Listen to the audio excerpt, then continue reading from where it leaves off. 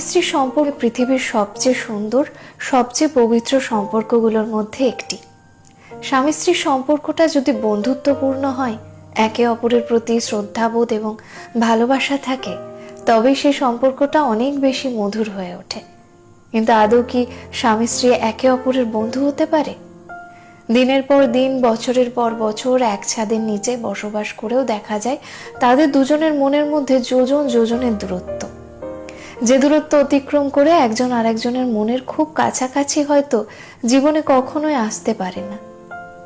সকালে একসাথে নাস্তা করা, দুপুরে কিংবা রাতে পাশাপাশি বসে খাওয়ার পরেও হয়তো জানা হয় না স্ত্রী কোন মাছটা খেতে পছন্দ করে কিংবা কোন খাবারে অ্যালার্জি তার।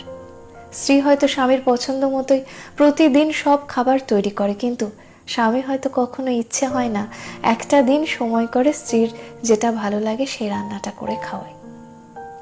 স্ত্রীকে খুশি করার জন্য কিছু করলে মা বাবা কি মনে করবে? স্ত্রীকে নিয়ে একা কোথাও ঘুরতে যাব, মা উদার মনে ব্যাপারটা মেনে নেবে তো? স্ত্রীর প্রেগনেন্সির সময় তাকে ঘরের কাজে সাহায্য করব, পাড়ার কাকিমা জেঠিমা বা কি বলবে এরা?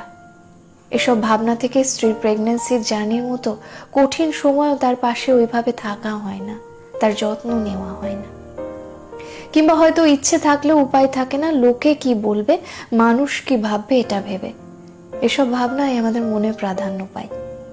স্ত্রীও যখন সেই কঠিন সময়গুলোতে স্বামীকে তার পাশে পায় না, আশেপাশে মানুষের কুসংস্কারাচ্ছন্ন মন মানসিকতা তাকে ভেতর থেকে একেবারে ভেঙে ফেলে।